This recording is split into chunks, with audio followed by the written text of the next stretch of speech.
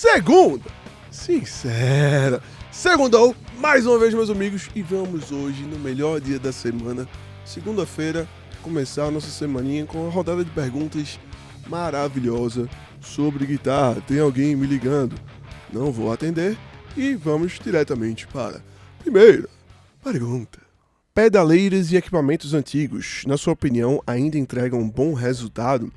Então, Lázaro Lopes. Velhão, eu já respondi um pedaço dessa pergunta em outro Segunda Sincera, mas quem fez essa outra pergunta especificou perguntando sobre algumas pedaleiras da Line 6. E com essa sua aqui, a gente pode ampliar mais um pouquinho o espectro de pedaleiras antigas. E já dizendo de cara, tá? Sim, pedaleiras e equipamentos antigos ainda dão bastante caldo hoje em dia.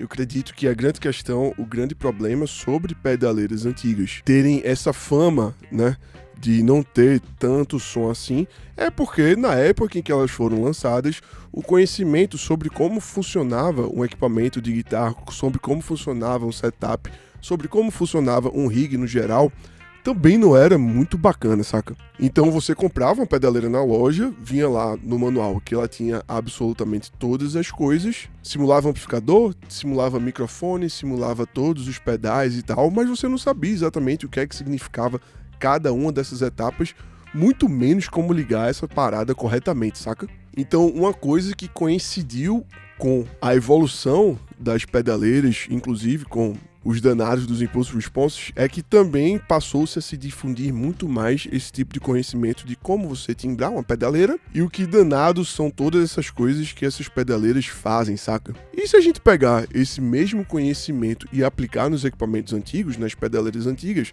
a gente vai também conseguir arrancar uma quantidade absurda de som. E um grande exemplo disso é um vídeo que tem, inclusive aqui no canal, dessa bichinha aqui, da Zoom 505-1. Eu vou deixar esse vídeo aqui no card, que é uma das primeiras pedaleiras digitais aí do mercado guitarrístico e que tem essa fama, né, velho, de ser uma verdadeira caixa de abelhas, de ser uma coisa terrível, que quando você encontra um guitarrista com ela, você já fica preocupado, né?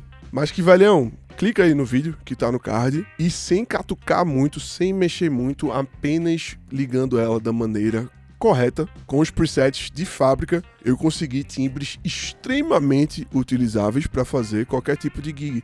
Um som clean, bonito, um delayzinho, um reverb gostosinho, um chorus bem interessante e um overdrive muito bacana, velho. Surpreendentemente bacana tem um overdrive aqui nessa pedaleira.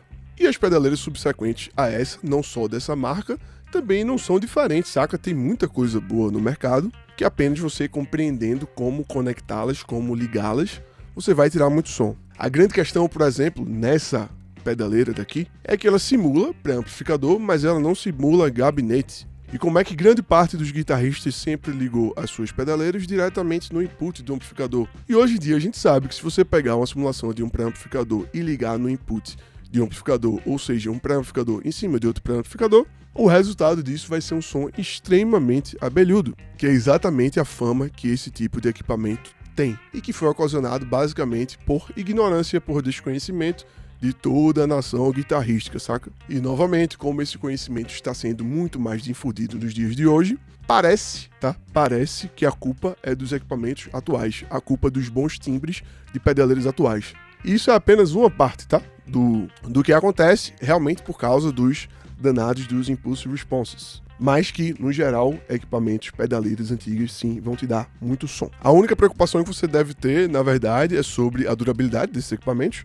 Equipamentos da Zoom, com certeza, são extremamente duráveis. Essa pedaleira aqui tem, eu não lembro agora se são 20 anos ou 20 e poucos anos, e ela continua funcionando, tá? Então, pra mim, essa deve ser a sua preocupação quando você for se deparar com a pedaleira antiga, assim como entender o que danado ela faz para poder conseguir extrair o máximo de som dela, beleza? Aproveitando o ensejo, aproveitando o tema, eu tô com um curso online aqui na internet, na plataforma da Hotmart, que o nome é Todos os Timbres, que atualmente conta basicamente com a minha pessoa passando para vocês conhecimentos de como você chegar em diversos timbres muito bacanas, apenas com plugins gratuitos de computador, e que esse curso vai ser ampliado agora, com um módulo sobre timbragem de guitarra no geral, e que eu vou bater muito na tecla de pedaleira, ensinando passo a passo o que cada parte desses tipos de equipamento faz e como facilmente, apenas compreendendo o que danado tem dentro dessas caixinhas, você consegue chegar em timbres de guitarra interessantíssimos com um equipamento relativamente barato. Eu estou na fase final de produção desse material, mas pode ser que no momento que você está vendo esse vídeo aqui, ele já esteja concluído e vai ter um link aí na descrição do vídeo, beleza? Próxima pergunta. Você tirou o melhor som da noite no Armazém 14, fala que drive você usa para tocar Linkin Park, tava na linha? Então, PV Lopes R. Velhão, primeiramente, muito obrigado aí pelo elogio. E esse dia aí do Armazém, ele foi bem complexo, porque eu toquei antes em outro pico e depois corri pro Armazém para fazer tanto o tributo para Linkin Park quanto o do System of a Down. E eu já sabia previamente que os amplificadores que ia ter na casa eram dois amplos que eu não gosto muito e que não são muito apropriados para fazer esse tipo de timbre mais moderno, saca? Então eu tava assim com o meu amplificador na mala do carro, no caso a minha caixa 2 de 12, mas como a cidade tava um caos, velho, tava acontecendo um festival da cidade, pra quem não é daqui do Recife, tava acontecendo o Hack and Play, que tipo, o palco principal era colado no Armazém 14, que foi o local onde aconteceu esse show do Linkin Park, tributo. E a entrada tava muito confusa, saca? Então eu arrisquei.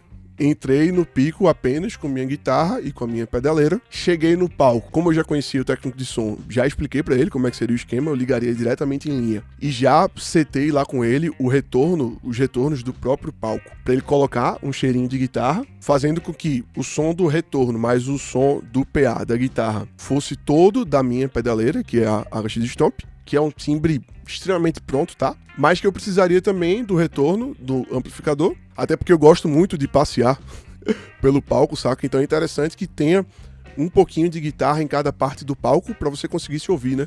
Por todo ele. Então, em resumo, o sinal da guitarra foi a Fender, a Stratocaster, nesses transmissores da Moa, que até perguntaram lá no Instagram, que são esses AirP10, os transmissorzinhos da Moa, que são bem pequenos, e sempre que tem esse tipo de show com palco um pouco maior, eu levo e dá super certo, não altera o timbre da guitarra, e o transmissor diretamente na HX Stomp. Tinha uma saída pro amplificador do palco, que era um Borne lá, horrível, mas que como eu tenho um equalizador separado apenas para timbrar o amplificador de palco na minha pedaleira, eu consegui lá chegar no timbre que fazia sentido, saca? Mas o som final mesmo, de verdade, que você ouviu lá na frente do PA, foi da saída XLR da minha pedaleira, diretamente da HX Stomp, com impulso response da minha caixa aqui do estúdio, da minha 4 de 12. E foi isso, velho. No final, a soma de todos esses timbres, de todas essas fontes de guitarra, deixou um som muito massa, velho. Muito massa no palco, saca? Eu indico pra todo mundo, velho, espalhar o som da guitarra e não ter ele apenas de uma fonte extremamente barulhenta, saca? Ajuda muito, muito a tocar e a todo mundo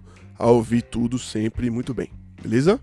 Próxima pergunta. Trocaria a GE200 pela Ampere Stomp 2? Caio Douglas GTR, com certeza, meu velho. É outro nível de equipamento, tá? A Ampere Stomp não só faz muito mais coisa, como os efeitos são muito melhores. Os impulso responses que ela carrega são 4 vezes melhores, tem 4 vezes mais resolução do que os da GE200. O roteamento de sinal dela, velho, não tem nem comparação. Enfim, com certeza. Inclusive, tá chegando a mim aí. Também aproveitei o preço da Black Friday e vai chegar um aí pra eu produzir bastante conteúdo aqui pro canal. Vale muito a pena sim. Próxima pergunta. Tô tendo muita dificuldade de microfonar amplificador de igreja. Sou técnico e guitarrista, falante de 8. Quando sobe o volume vem uma frequência muito aguda e muito alta, mata todo o som da guitarra.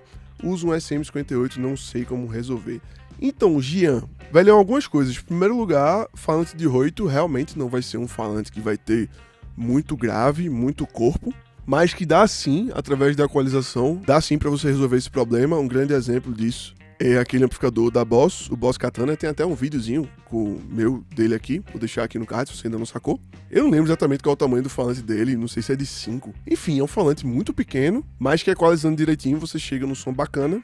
E a primeira dica que eu posso te dar com esse amplificador de guitarra em específico é: não tenha medo de, por exemplo, zerar o agudo, tá? Se ele vem com tanto agudo assim, zera, não tem problema nenhum. E se o amplificador não peidar, tipo, não ficar fazendo esse tipo de som, bota o grave no 10 também, saca? Se você observar que o amplificador tá reagindo de boa, não está se esforçando, saca, para fazer aquele som. Se não estiver, por exemplo, tão perto do volume máximo dele, é 100% totalmente tranquilo fazer isso. Eu falo sobre isso no meu vídeo aqui, que eu falo sobre como você timbrar amplificador de guitarra com volume baixo, saca? Que para compensar os graves que acontecem quando você movimenta bastante os falantes, eu boto o grave do amplificador no 10 e ele já chega um pouco mais gordinho, saca? Mas aí realmente, se o volume do amplificador tá perto do máximo, se você tá tocando realmente com muita potência nele, pode ser que você deixar o grave no 10, ele tipo fique bufando demais e não seja legal pro falante. Mas fica aí de teste também. Beleza, zerou o agudo, botou o grave no 10, continuou estridente. Você pode alterar a posição do seu microfone, pode pegar o SM58 que está muito provavelmente tipo na boca do cone e afastar ele pra borda, saca? Quanto mais pra borda, mais grave vai ficar. E, por último, você disse aí que você é o técnico de som, aí com certeza qualquer mesa de som você vai ter acesso, né, aos agudos e você pode cortar isso, velho. Tranquilamente, saca? Outro teste que eu vou te aconselhar a fazer é que eu não sei o que é que você tá ligando antes desse amplificador, mas se tiver alguma pedaleira, eu vou te aconselhar a ligar a guitarra direto e ver se essas características estão se mantendo, saca? Porque, por exemplo, quando eu falei lá no começo de ligação errada de pedaleira, se você tá ligando, por exemplo, um pré em cima de outro pré, esse som naturalmente já vai chegar extremamente agudo no amplificador, saca?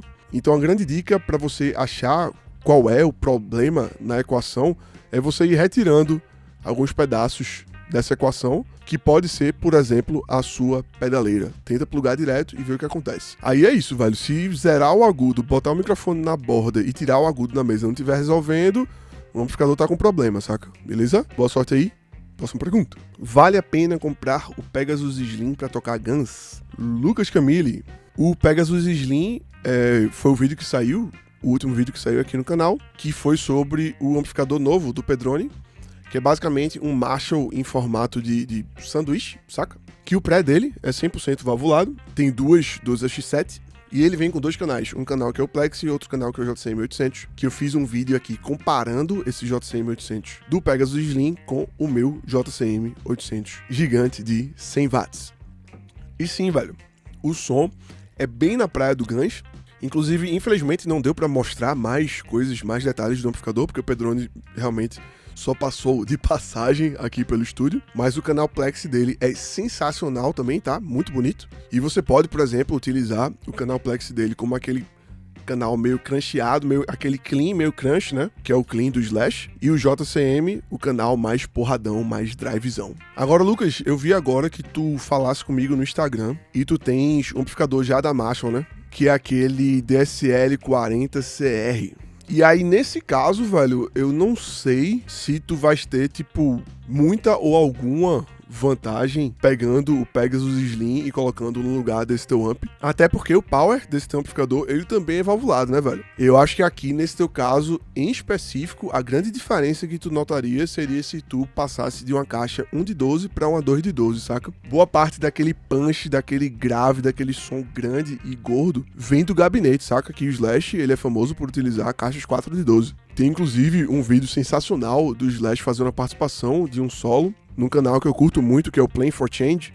Ele só faz um solo, saca? E ele tá tocando, tipo, no meio do mato, assim, mas com a 4 de 12, saca? Ele sempre faz questão de levar essa caixa porque faz parte do timbre dele. Então eu acredito que nesse caso em específico, a caixa vai fazer muito mais diferença do que se tu trocar o teu amp pelo Pegasus Slim com a caixa 1 de 12. Se, por exemplo, for para pegar o Pegasus Slim e colocar ele numa caixa 2 de 12, aí pode fazer sentido, até porque ele é pequenininho e a caixa 2 de 12 deve pesar mais ou menos o mesmo peso do que o teu DSL. Beleza? Eu acho que é mais por aí. E essa foi a nossa última pergunta de hoje. Uma ótima semana para todos vocês. Não se esqueça de comentar qualquer coisa aí embaixo. Se inscrever no canal se você ainda não for inscrito, deixar o seu like.